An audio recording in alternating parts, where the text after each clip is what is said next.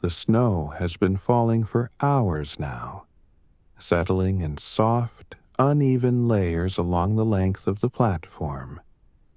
It gathers where the wooden boards meet the cold air, and where the edges fade slowly into darkness. Beyond the lamplight, the station becomes simply a place that holds light against the night. The quiet is not new, but it has depth to it, a sense of weight. It is the kind of stillness that forms when time has passed slowly, and nothing has disturbed the rhythm of snow meeting wood, stone, and iron. The sound of the snowfall is almost not a sound at all. It is more a softness in the air, a muffling presence, a gentle pressure against the ears. Everything else seems distant because of it, wrapped in layers of white silence. When the wind moves, it does so carefully, without urgency. It stirs the snow gathered on the station roof into small, lazy swirls that drift down through the yellow lamplight. The flakes settle again, quietly finding new places to rest. The snowflakes are small tonight, fine as flour. They fall steadily and endlessly, with a patience that feels unbroken. There is no clear beginning and no clear end to their descent. Each flake follows the one before it, adding to the soft accumulation that slowly reshapes the world. Time stretches here, measured not in minutes, but in layers of white. Nothing hurries the process, and nothing interrupts it. The platform itself is long and narrow, built of heavy timber planks worn smooth by years of footsteps. The wood has darkened with weather and time, deep brown boards that gleam faintly where the lamplight reaches. Snow has gathered in the spaces between the planks, filling the cracks with white. The edges where wood meets wood have softened, blurred by the steady fall. Along the outer edge, where the platform drops away toward the tracks below, the snow has drifted slightly higher. An earlier wind has shaped it into a gentle ridge. It curves and undulates like a frozen wave, following the line of the platform. Beneath it, the iron rails stretch away into shadow on either side, disappearing quietly into the night. 3 lamps hang from the underside of the station roof, suspended on black iron chains. When the wind touches them, the chains creak very softly. The sound is so faint it might be imagined, or perhaps remembered, rather than heard. The lamps are old-fashioned, fitted with thick glass panels that shield the flames inside from the weather. The light they cast is warm and steady, a buttery yellow glow. It pushes back the darkness without trying to conquer it. Pools of visibility form along the platform, while the spaces between remain softly shadowed. The light rests gently on the snow, holding the scene in calm balance as the night continues on. The roof extends out over the platform, supported by wooden posts that stand at regular intervals. The snow has gathered on its sloped surface in a thick, even blanket that softens all the angles. The station seems rounded and gentle, almost organic in the way it rises against the black sky. Small amounts of snow slide down occasionally, making a soft, whispering sound as they move across the weathered shingles. When they reach the edge, they fall in small cascades that break apart in the lamplight, before settling on the platform below with barely any sound at all. The rails themselves are visible between the layers of snow, 2 lines of dark iron that catch the lamplight in thin, bright streaks. They disappear into the darkness in both directions, with a straightness that seems absolute. The snow gathers more slowly on the rails, sliding off the curved surfaces and settling instead in the spaces between the ties. It fills those spaces with white until the ground and the railway seem to merge, becoming one continuous surface broken only by those two dark lines of iron. Somewhere in the far distance, there is the sound of a train, not arriving, not departing, simply existing in the night. Its presence is marked by a low, sustained note that carries through the snow-muffled air. Then it fades again, absorbed back into the quiet. The sound does not change anything. The snow continues falling, and the lamps continue burning. The platform continues holding its length of stillness between the darkness and the light. Near one of the wooden posts, a coat hangs on a peg driven into the timber. It is dark wool, heavy with accumulated snow along the shoulders, the fabric stiff with cold. Beside it, a broom leans against the post. Its bristles are dusted white, and its handle dark with moisture. Small prints mark the snow near the post. Boot prints, shallow and already softening as new snow fills them.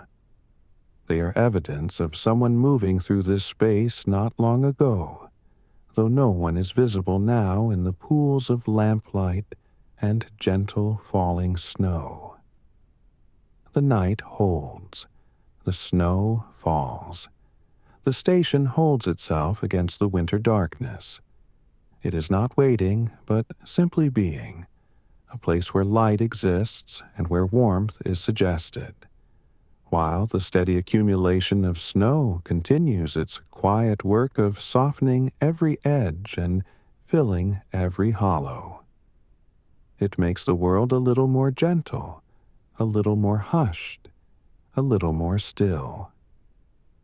The station master moves along the platform with a pace that has no hurry in it, his boots making soft sounds against the snow-dusted boards. The wood creaks gently beneath the weight and is silent again as he lifts his foot and places it forward. His coat is long and dark, fastened against the cold with buttons that gleam dully in the lamplight when the fabric shifts. His gloves are thick wool and gray with age.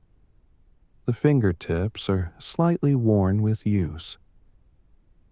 He reaches the first lamp and pauses beneath it, raising his gloved hand to touch the iron chain. He feels for the slight sway that means the wind has caught it, feeling the cold metal even through the wool. The chain is still.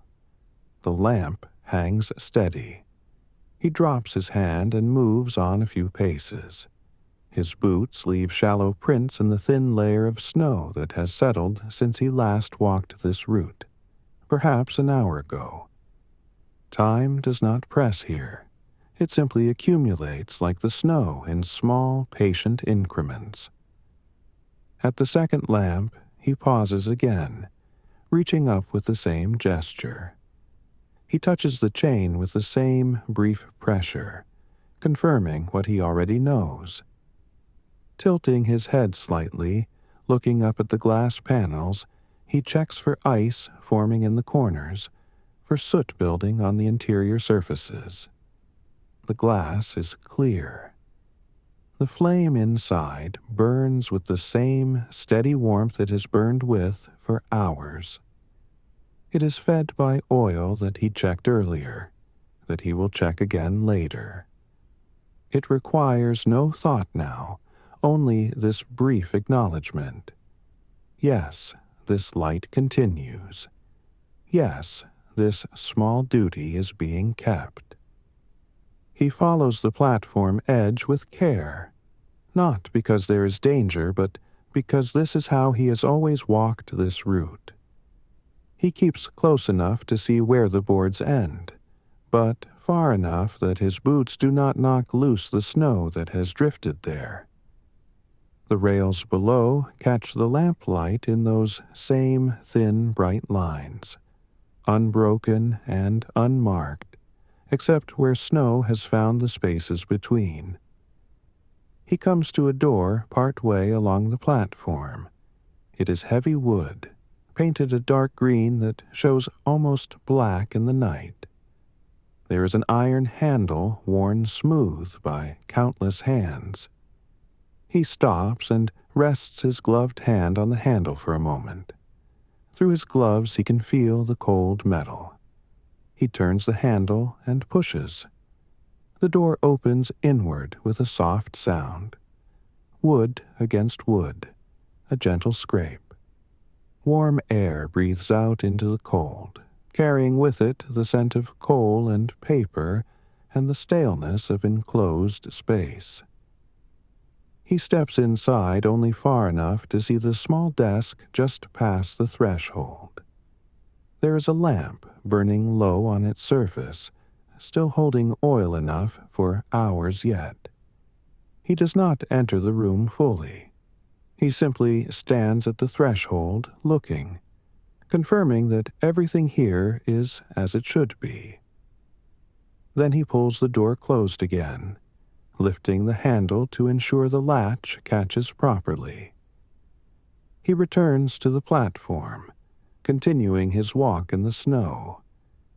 The third lamp requires no adjustment either, but he still raises his hand and still touches the chain. The movement confirms what he already knows, that the wind tonight is gentle, that the lamps hang steady and the light holds firm against the darkness. He brushes his glove across the glass panels, clearing away a few flakes of snow that have gathered on the upper edge. The snow falls away soundlessly, disappearing into the white expanse below. At the far end of the platform, where the roof ends and the open night begins, he pauses, looks back along the length of the station. 3 pools of yellow light, 3 lamps burning, 3 posts standing dark and solid between them. The rails stretch away on both sides, disappearing into shadow and snow. The coat, hanging on its peg, is visible from here, motionless and patient, waiting for nothing.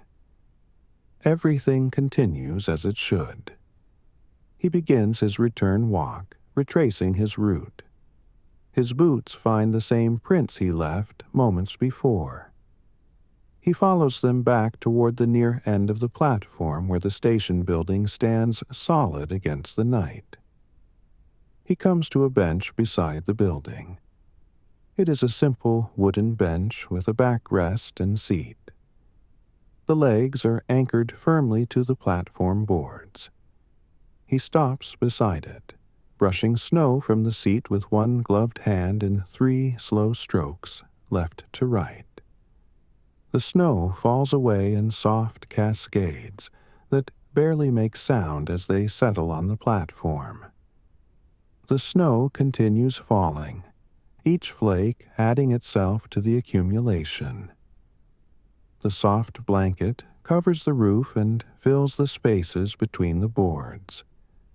Snow gathers on his shoulders, on the brim of his hat that sits low over his forehead, on his gloves as they perform their small tasks and move on. The cold is present, but held at bay by layers, wool and cotton, buttons and collars. The cloth has learned the shape of his body and fits without thought, without awareness. He comes to another door, smaller than the first, set into the side of the station building. He stops before it and listens for a moment, not for anything in particular. He is simply listening, the way one listens to snow, to silence, to the absence of disturbance. He hears nothing except the soft sound of flakes settling, the distant creak of the roof settling under its white burden, and the faint hiss of the lamp flames burning oil. He does not open the door. His hand rises toward the handle, then drops away again, satisfied by the listening alone. Then he continues walking. He completes his circuit without ceremony, returning to the point where he began near the first lamp, the coat on its peg. This is the place where the platform stretches longest into the light. He flexes his gloves slightly, curling and uncurling his fingers inside the wool, bringing warmth back to the tips where the cold has begun to press through. He shifts his weight from one foot to the other, a momentary settling before whatever comes next. He stands for a moment in the yellow light, breathing slowly, watching the snow descend through the glow. Each flake is visible for a moment before it passes beyond the lamp's reach and disappears into the darkness below.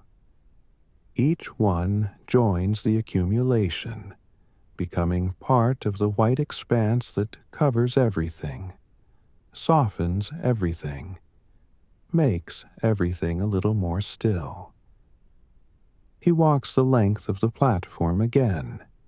His boots find the prints he has already made, pressing them slightly deeper.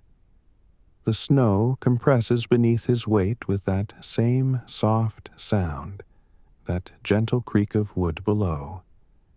The lamplight falls across his path in pools of yellow warmth. He moves through them one by one, passing from light into shadow into light again. The rhythm is steady, unhurried, measured by footsteps that have walked this route so many times before. His body knows the distance between each lamp, knows where the boards slope slightly downward near the middle post, knows where the edge curves just barely inward before straightening again. At the first lamp, he pauses and looks up. His gloved hand rises to touch the chain, feeling the stillness of it, the cold iron resting motionless in the winter air. The glass panels are still clear. There is no moisture gathering in the corners, no dimming of the flame inside. He lets his hand fall and continues walking, his breath visible in small clouds that dissipate quickly in the falling snow, that disappear as soon as they form. The snow has accumulated slightly more on the bench now, a thin layer settling over the wood where he cleared it earlier. He stops beside it again, brushing the seat with his gloved hand in the same slow strokes, watching the snow fall away in soft cascades. The wood beneath is dark with moisture, cold to the touch even through the wool. He does not try to dry it, simply leaves it cleared the way it was before, the way it will need to be cleared again in another hour when the snow has gathered once more. He moves to the platform edge and looks down at the rails. The thin, bright lines of iron catch the lamplight, and the snow fills the spaces between the wooden ties. Nothing has changed.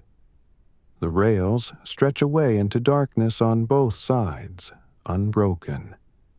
Silent except for the faint sound of snow settling into the gravel bed, into the hollows and crevices where the wind cannot reach. He stands there for a moment. He simply looks, his hands resting at his sides, his shoulders relaxed beneath the weight of his coat. The second lamp hangs steady when he reaches it, the chain motionless, the flame burning with that same constant warmth. He touches the glass with his gloved fingertips. He feels for the cold that would mean the lamp is failing.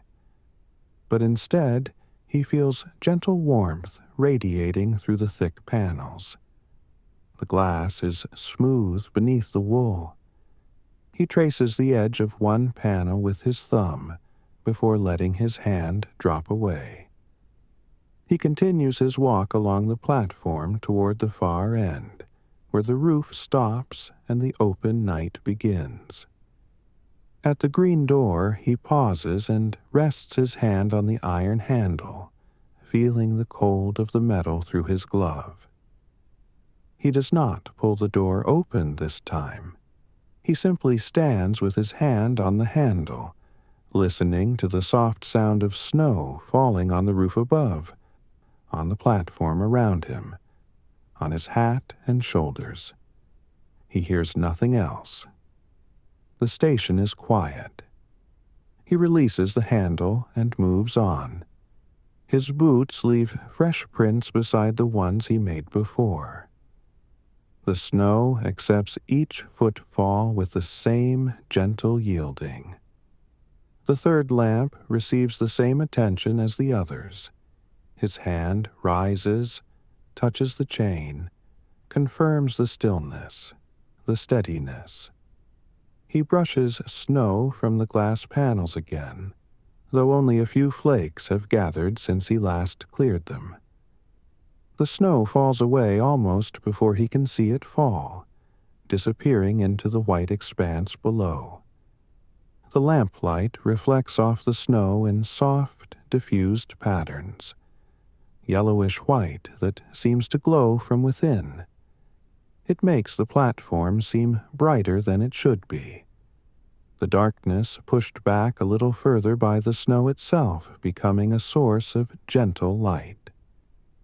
He walks to the far end and turns, looking back along the platform as he has done before. He sees the same 3 pools of light, the same dark posts between them, the same rails disappearing into shadow.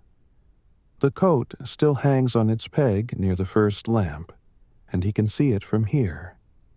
He can see the snow gathered on its shoulders, the dark wool made darker still by moisture. Everything is where it should be. Everything continues. He begins walking back, retracing his route once more. His boots find the prints that are beginning to form a distinct path now, a slight depression in the snow where he has walked and walked again. The boards beneath show through in places, dark and wet. The wind stirs slightly as he walks, not strong, not urgent, just a gentle movement of cold air that touches his face, that carries a few flakes into a lazy swirl before they settle again, before they join the accumulation that covers everything. At the bench, he stops and clears the snow again, his gloved hand moving with the same rhythm, the same pressure. More snow has gathered than he expected. Some of it has become slightly compacted where the wind pressed it against the backrest. He works it loose carefully, not scraping, simply brushing, letting it fall away in clumps and fragments that break apart as they drop. The bench is clear again. He stands for a moment looking at it, at the dark wood gleaming with moisture. The fresh snow is already beginning to settle once more on the edges of the seat. He flexes his fingers inside his gloves, curling them and straightening them, bringing warmth back to the tips.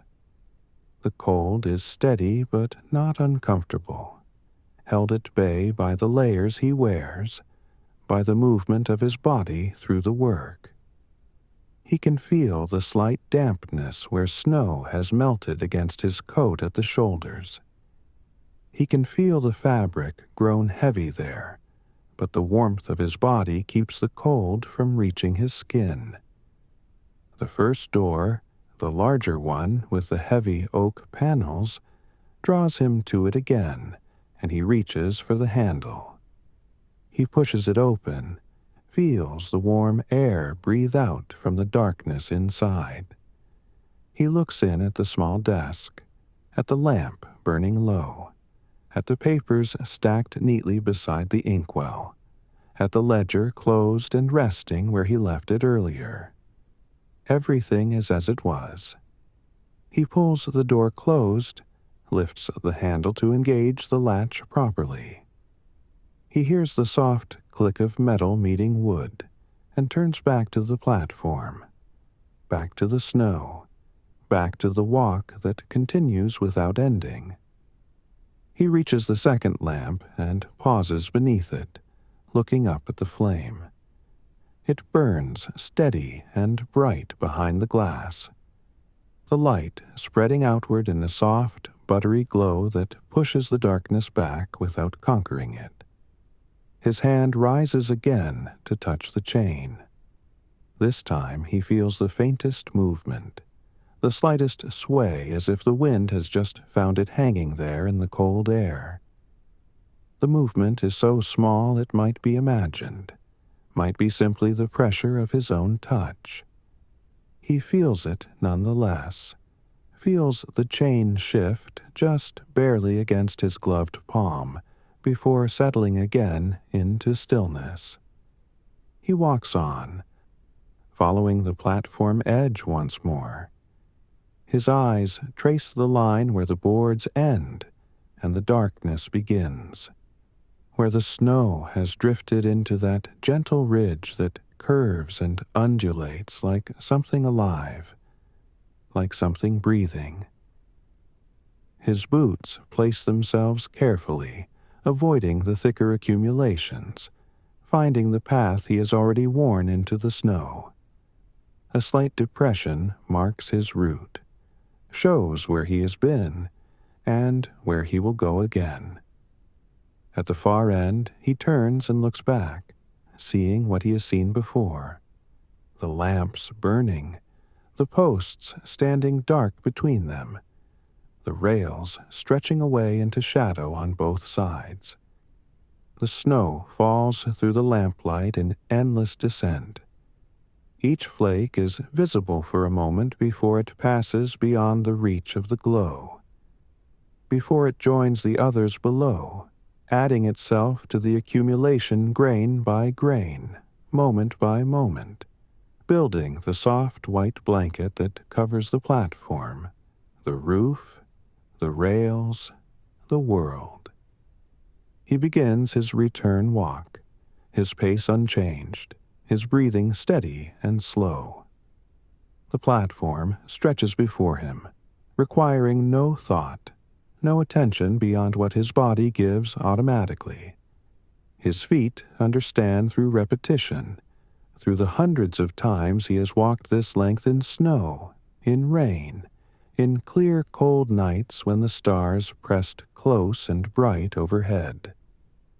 The work continues, brushing away what gathers, checking what burns, listening to what might change but does not, maintaining the order that has always been here, that will remain here long after this night passes into morning. He reaches the bench and his hand moves toward it, almost before he realizes he has stopped. He brushes the snow away once more, watching it fall, watching the dark wood emerge again beneath his gloved palm. He stands there for a moment with his hand resting on the backrest, feeling the cold of the wet wood, feeling the snow land softly on his shoulders, on his hat, on his gloves where they grip the simple curve of the bench. He walks back toward the station building, following the path his boots have worn into the snow. When he reaches the smaller door, he stops and pushes it open, feeling the handle cold and familiar beneath his gloved palm. The door swings inward with the same soft sound it made before, wood moving against wood. He steps inside, pulling the door closed behind him with his other hand, shutting out the night and the falling snow. The room is narrow, hardly more than a closet. There are shelves along one wall holding folded cloths and a small tin of oil for the lamps, a box of matches, a coil of rope that has sat unused for months. A single lamp burns on a small shelf at shoulder height, its flame turned low, casting just enough light to see by. Beneath the shelf, on a lower ledge of wood, sits a small spirit heater, a compact thing of blackened iron. It has a brass valve and a blue enamel reservoir. The flame burns steady inside behind a perforated metal guard. He stands before it for a moment, his hands still in their gloves, and then he begins to remove them, pulling at the fingers one by one. The first glove comes free, and he sets it on the shelf beside the lamp, then removes the second, laying it beside its partner. His hands are pale in the lamplight, the skin slightly reddened where the cold has pressed against the wool. He holds them out toward the small heater, not touching it, simply holding them in the warm air that rises from the guard. The warmth reaches his palms first, a gentle presence, a contrast to the cold that has been pressing at his fingers all evening. He can feel the heat moving across his skin, and the slight tingling as blood moves more freely through his hands. The stiffness in his knuckles begins to ease. He does not hurry. He simply stands with his hands outstretched, letting the warmth do its work, letting his fingers remember what it feels like to be warm. After a moment, he turns his hands over, palms up, letting the warmth reach the other side. He flexes his fingers slowly, curling them and straightening them, feeling the joints move more easily now, feeling the tightness release. The backs of his hands are colder than the palms were, and the warmth takes longer to penetrate. He waits, patient, his breathing slow and steady in the narrow room. On the same shelf where his gloves rest, there sits a metal thermos, dark green paint worn at the corners to show the steel beneath. He reaches for it with one hand while keeping the other extended toward the heater. As he picks it up, he can feel the weight of it, the warmth radiating from the metal body. The thermos was filled hours ago, before the snow began, and the liquid inside has stayed warm. He unscrews the cap with fingers that move more easily now, the metal cap turning smoothly in his grip, and he sets it aside on the shelf. Then he tips the thermos slightly, pouring a small amount of liquid into the cap that serves as a cup. Dark tea, strong and plain, no sugar, no milk, just the leaves steeped in water until the color runs deep amber brown. The steam rises from the cap in a thin column, visible in the lamplight. It carries with it the faint scent of the tea, slightly bitter, slightly earthy, familiar. He lifts the cap to his lips and sips, feeling the warmth spread down his throat and into his chest as he swallows. The tea is still hot, almost too hot, and he takes only a small amount, letting it settle before taking another sip. The warmth moves through him in a slow wave, not dramatic, simply present, adding itself to the warmth from the heater, to the shelter of the small room, to the brief respite from the cold outside. He takes another sip, then another, drinking slowly, in no hurry to finish, in no hurry to return to the platform. The work will continue when he steps back outside. The lamps will still need checking. The snow will still need brushing away. The doors will still need their attention. But for now, for these few minutes, he stands in the narrow room with his hands growing warm and his tea heating him from within. He finishes the tea and screws the cap back onto the thermos, tightening it with a firm twist. Then he sets the thermos back on the shelf where it will wait for the next time. His hands have lost their stiffness now, the fingers moving easily when he flexes them. He picks up his gloves from where they rest beside the lamp. The wool is slightly damp on the outside, still cold from the hours outside. He pulls them on anyway, working his fingers into place, settling the fabric against his palms, against the backs of his hands. He turns toward the door and pulls it open, feeling the cold air rush in immediately. The warmth of the small room begins to dissipate as the outside presses forward. He steps through onto the platform, pulling the door closed behind him. The snow is still falling, the lamps are still burning. The night continues exactly as it was. He begins walking again, his boots finding the worn path in the snow. His pace is unchanged, his movements carrying him back toward the first lamp where he will check the chain again, where he will look at the glass panels again, where the work continues without pause, without end. He reaches the first lamp. The chain is cold through his glove. The lamp hangs steady. He moves on.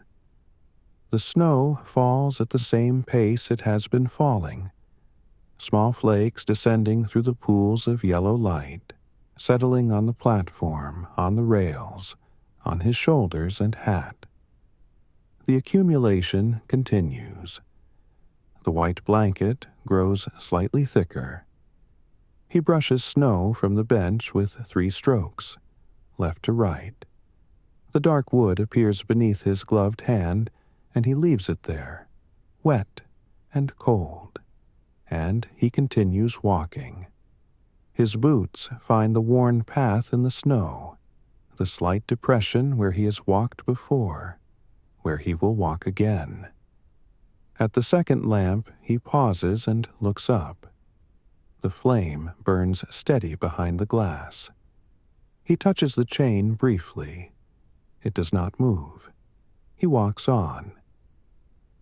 The platform stretches ahead of him, the same length it has always been, marked by the 3 lamps, by the posts standing dark between them. The rails run straight into shadow on both sides. Nothing has changed. The night continues. He reaches the far end and turns. The station behind him glows softly in its pools of light. The coat hangs on its peg, and the snow continues to fall. He begins walking back. His gloved hands flex slightly as he walks, fingers curling and straightening inside the wool. The cold presses at the tips but does not penetrate. The layers hold. The warmth stays. At the green door he stops. His hand rests on the iron handle. He listens. Snow falling on the roof. Snow settling on the platform. The faint hiss of lamp flames. Nothing else.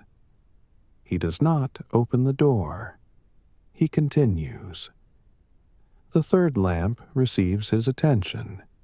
His hand rises and touches the chain. The glass panels are clear. A few flakes have gathered on the upper edge, and he brushes them away with his glove. They fall soundlessly. He walks the length of the platform again. The boards creak softly beneath his boots. The snow muffles everything. The lamplight reflects off the white surface, making the darkness seem less dark, making the station seem to glow from within. He clears the bench again. The same slow strokes. Snow falling away, dark wood showing through. Already more snow is beginning to settle on the edges. At the first lamp, he pauses. The chain hangs motionless. The flame burns steady. His breath makes small clouds in the cold air that disappear almost as soon as they form. The snow continues falling. The lamps continue burning. He continues his walk along the platform, checking what has already been checked, clearing what will need clearing again, maintaining the order that has no beginning and no end. His boots press into the snow. The wind stirs slightly, moving a few flakes into lazy patterns before they settle. The rails stretch away into darkness. He brushes snow from his coat sleeves. First one, then the other. The wool is damp where the flakes have melted. He adjusts his collar against the cold. The next lamp, the chain, the glass, the steady flame behind the panels. He walks on through the falling snow, through the pools of light and shadow, his pace unchanged, his movements following the pattern they have followed all evening, and the station holds its quiet around him, and the snow.